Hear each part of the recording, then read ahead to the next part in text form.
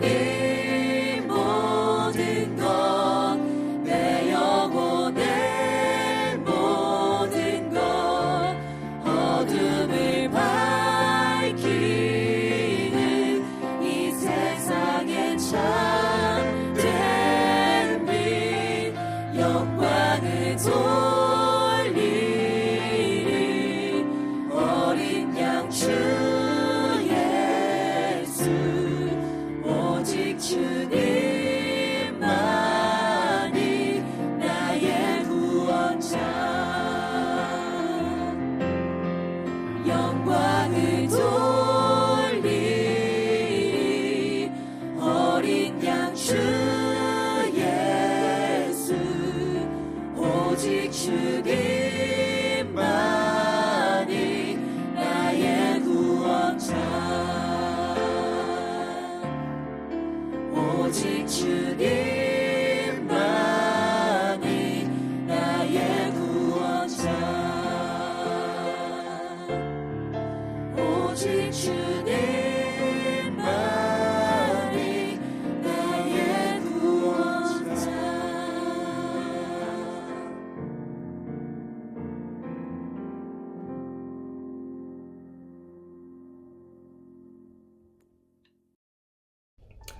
하나님, 우리에게 일주일이라는 시간을 허락하여 주시고 그 일주일의 중간인 수요일에 주님의 말씀을 묵상합니다. 하나님, 말씀을 묵상하고 우리가 기도할 때 주님을 놓치지 않게 하시고 남은 일주일도 주님의 말씀 안에 거하며 주님의 말씀대로 살아가는 우리가 될 수 있도록 은혜로 함께하여 주시옵소서. 감사드리며 예수님의 이름으로 기도드렸습니다. 아멘.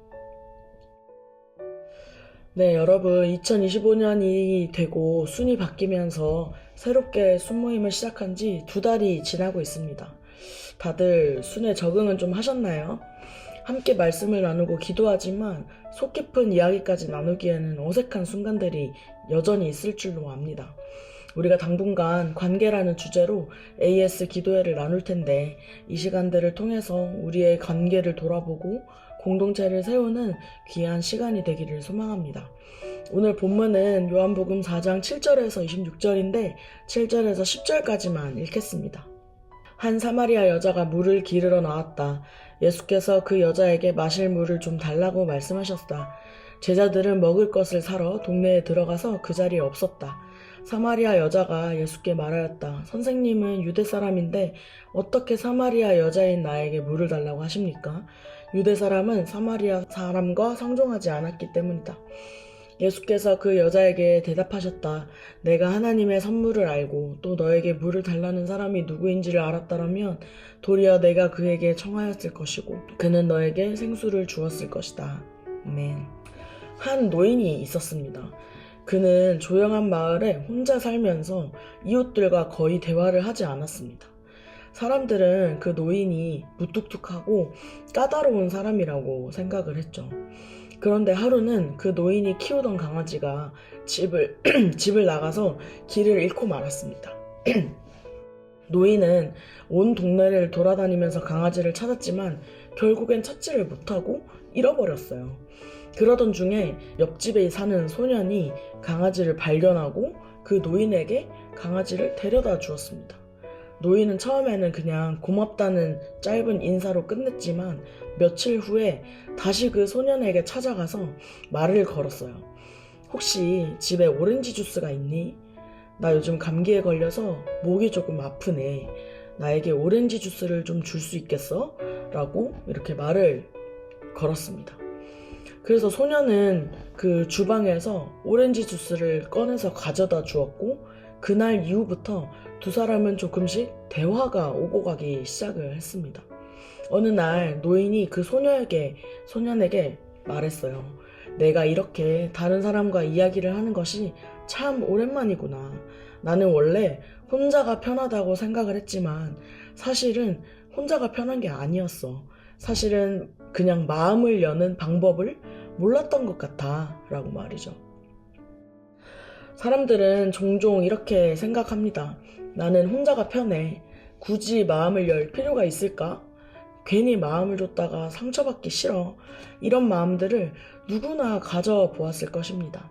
오늘 우리가 나눌 요한복음 4장의 이야기도 바로 그런 이야기인 것 같습니다. 예수님께서 한 여인에게 다가가셨고 그의 마음을 여셨고 그 여인은 자신의 삶을 변화시킬 기회를 얻었습니다. 이 여인뿐만 아니라 예수님은 사람들에게 먼저 다가가시고 그들의 이야기를 들어주시며 그들을 변화시키셨죠. 오늘 이 사마리아 여인의 이야기를 통해서 우리가 어떻게 서로에게 마음을 열고 공동체를 세울 수 있는지 나눠보려고 합니다. 이야기의 시작은 아주 단순하죠. 예수님께서 우물가에서 한 여인을 만나셨고 그녀에게 물을 달라고 말을 거십니다.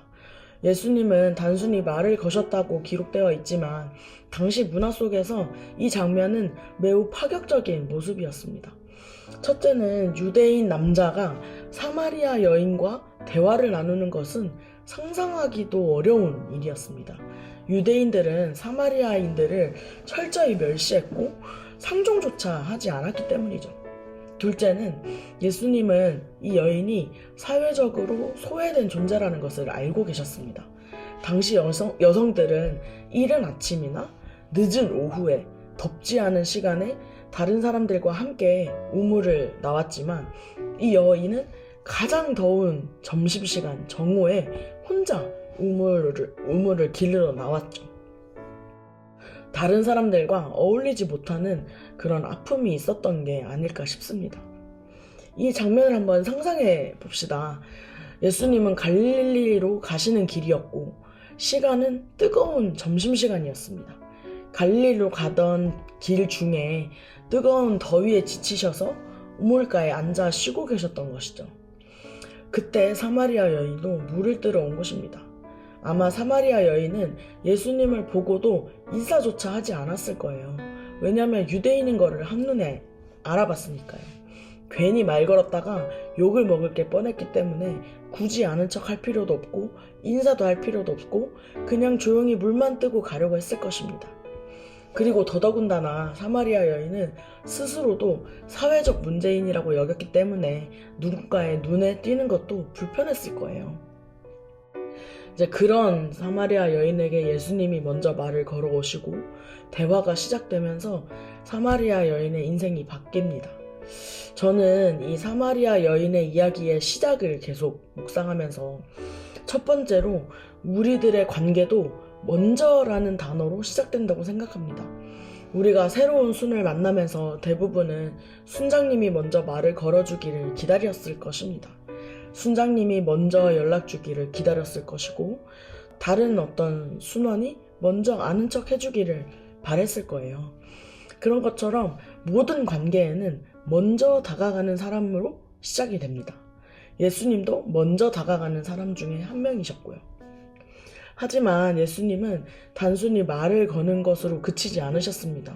그분은 사마리아 여인의 이야기를 듣기 시작하셨고 그녀의 마음 깊은 곳에 있는 상처와 갈급함을 알고 계셨습니다. 많은 경우에는 우리가 누군가가 먼저 다가와 주기를 바라지만 정작 그들이 다가왔을 때 마음을 닫아버리기도 합니다. 왜냐면 우리는 단순한 인사나 겉도는 대화가 아니라 진짜 내 얘기를 들어줄 사람이 필요한 것이죠. 예수님은 단순한 대화를 나누기 위해 이 여인과 얘기를 하신 것이 아니었습니다. 목이 말라서 물을 마시려고 퍼달라고 하신 게 아니었습니다. 그분은 여인의 마음을 열고 그 여인이 가지고 있던 깊은 갈망과 아픔을 알아주셨습니다. 여기서 우리는 두 번째 관계의 과정을 알 수 있는데 그것은 바로 관계는 상대의 이야기를 들음에서 시작하는 것입니다. 사람은 누구나 자신이 이해받고 싶어 합니다. 하지만 우리는 종종 듣기보다는 말하는 데 집중할 때가 많지 않습니까? 순에서 서로의 마음을 열려면 예수님처럼 상대의 이야기를 듣고 공감하고 정죄하지 않는 태도가 필요합니다. 서로가 격려와 위로를 주고받을 때 그리고 그 격려와 위로를 주고받을 수 있는 안전한 공간이 될 때 그때 진정한 마음의 문이 열리게 되지 않겠습니까? 우리들은 얼마나 순 지체들의 이야기를 듣고 있을까요? 각자의 성향과 기질에 따라서 먼저라는 관계의 시작을 열 수 없을 수도 있습니다. 하지만 상대의 이야기를 듣는 것은 누구나 할 수 있지 않을까요? 공감하고 정죄하지 않는 것은 기질과 성향과 별개로 누구나 가능한 것입니다. 우리는 때로 어떻게 먼저 다가가야 할지 모르겠어요. 내가 낯을 너무 많이 가려서 쉽지 않아요 라고 말할 수 있습니다. 하지만 예수님께서 사마리아 여인의 이야기를 들어주시고 그녀가 진정으로 원하는 것이 무엇인지 아셨던 것처럼 우리도 서로의 이야기를 듣고 이해하려는 태도만으로도 공동체를 건강하게 세울 수 있습니다. 예를 들면 우리가 순모임을 할 때 한 순원이 돌아가면서 이렇게 이야기를 하잖아요.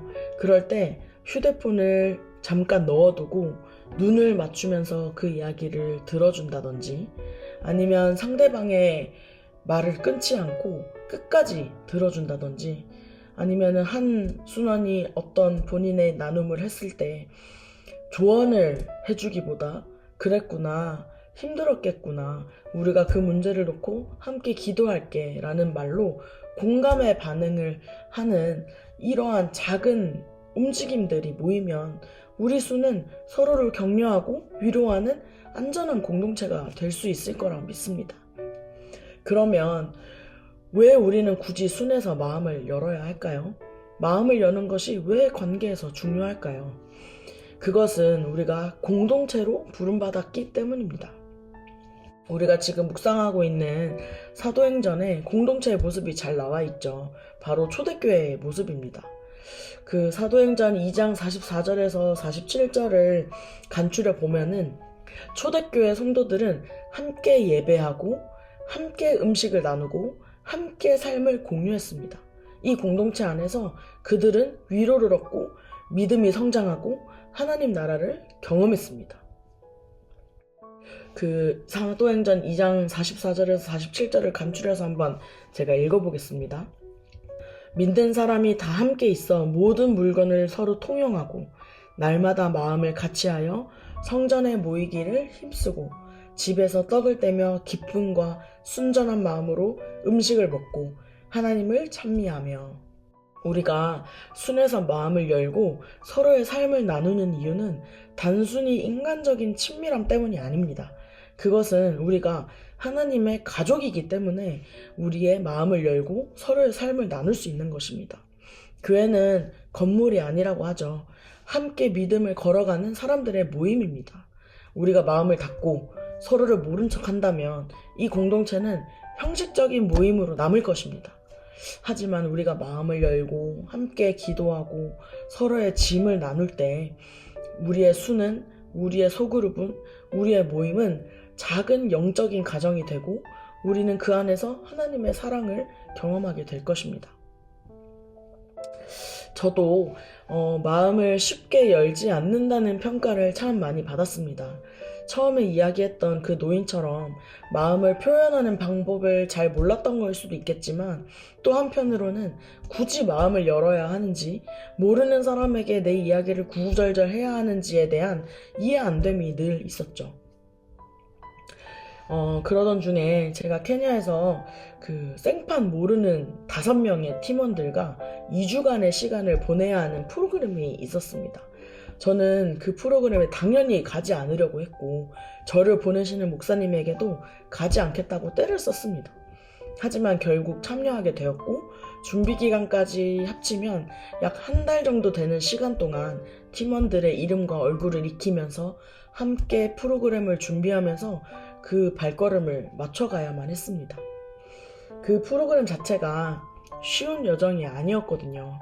열악한 환경에서 함께 동고동락하면서 살아남았어야 했기 때문에 저 빼고 나머지 4명은 굉장히 끈끈해졌습니다.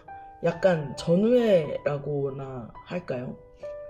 그래서 저를 제외한 그 4명은 2주 내내 서로의 마음의 어려움들을 나누고 눈물을 보이기도 하고 서로 끌어안기도 하고 보냈지만 저는 여전히 마음이 어려웠습니다.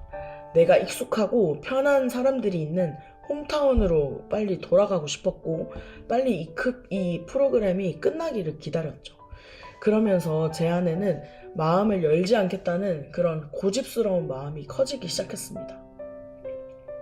그렇게 시간이 흐르면서 홈타운으로 돌아가기 며칠 전에 숙소 식당에 모여서 우리가 이런저런 이야기를 나누는 시간을 좀 가졌습니다. 2주간의 일정을 좀 돌아보는 시간이었는데 저는 그때도 마음을 열지 않겠다는 고집스러운 마음에 칩스만 주워 먹으면서 그 팀원들의 이야기를 듣고만 있었습니다. 그런데 이제 제 차례가 돌아왔겠죠. 사실 저는 그때 아무 나눔도 하지 않으려고 우리에게 가장 좋은 찬스가 있지 않습니까? 바로 패스라는 찬스를 쓰려고 했기 때문에 제 차례가 왔을 때 바로 패스를 외쳤죠. 하지만 그때만큼은 팀원들이 저의 패스를 받아주지 않았습니다. 제가 무슨 말이라도 하게끔 끝까지 기다려주었고 저는 솔직하게 이 2주간의 일정에 대한 마음을 털어놓았습니다. 사실 오기 싫었던 마음부터 와서도 어색했던 그런 순간들, 불편했던 마음들, 그런 쉽지 않은 마음들을 조금씩 꺼내놓기 시작했습니다. 팀원들은 저의 이야기를 들어주었고 저의 마음이 열릴 때까지 기다려주었습니다. 너무 어려울 것 같았던 그 시간이 아무렇지 않게 끝났고 홈타운으로 돌아오는 날에는 한결 가벼운 마음으로 돌아올 수 있었고 조금 더 친근하고 편한 마음이 들어서 함께 식사도 하고 웃고 장난도 치면서 끌어안고 작별 인사를 나누는 소중한 관계로 남았습니다. 여러분, 우리는 모두 다릅니다. 성향도 생각도 마음을 여는 속도도 다 다릅니다. 그렇기 때문에 공동체 생활이 때로는 즐겁기도 하지만 때로는 부담스럽기도 해요. 하지만 우리가 기억해야 하는 것은 신앙은 결코 혼자 걸어갈 수 없는 길이라는 사실입니다. 하나님은 우리가 혼자가 아니라 함께 성장하고 함께 기도하며 함께 세워지는 공동체가 되기를 원하십니다. 누군가가 먼저라는 이름으로 다가와 주었다면 용기를 내어서 마음을 한번 열어보세요. 그리고 내가 먼저 다가가기가 어렵다면 상대의 이야기를 들어주는 것부터 시작을 한번 해보세요. 말을 많이 하지 않아도 괜찮습니다. 진심을 담아 들어주고 공감하고 함께 있어주는 것만으로도 상대방의 마음에는 큰 위로와 따뜻함이 전해지는 것이죠.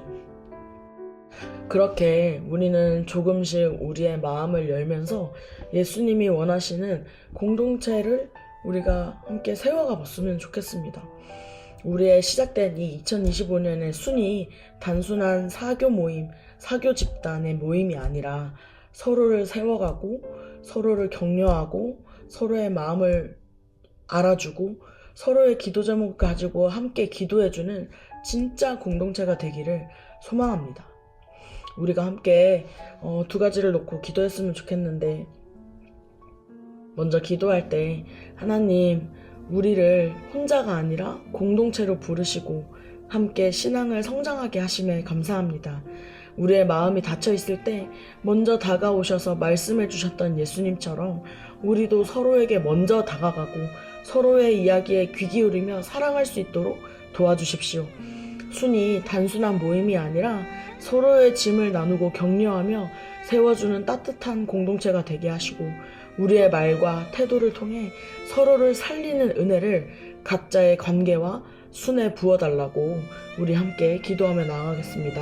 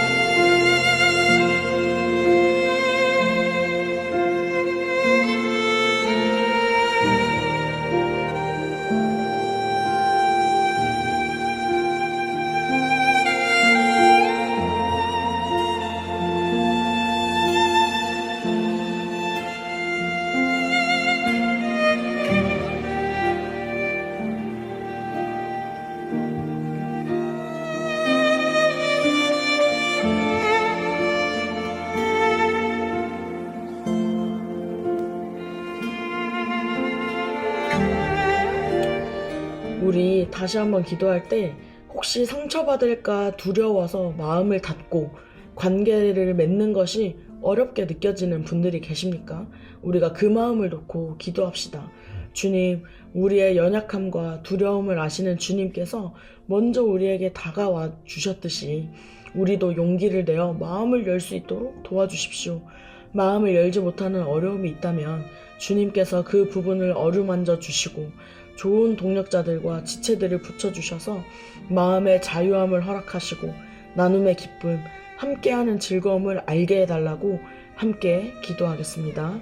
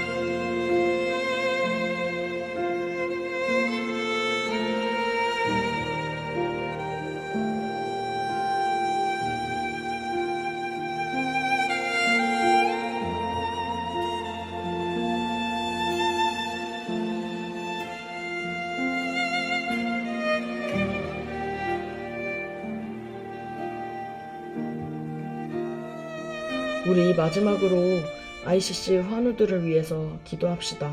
하나님, 여러 가지 모양으로 고통받는 우리들의 지체들을 주님께서 돌보시고 위로하여 주시기를 원합니다. 가장 어렵고 힘든 순간에 주님께서 찾아가 주시고 이 시간들을 통해서 주님을 더 깊이 경험하고 내 구주 예수를 더욱 사랑하는 시간이 될 수 있도록 우리의 모든 아픔과 환우들의 환부에 손을 얹어 주님께서 친히 치유해 주시도록 우리가 함께 중보하며 기도하겠습니다.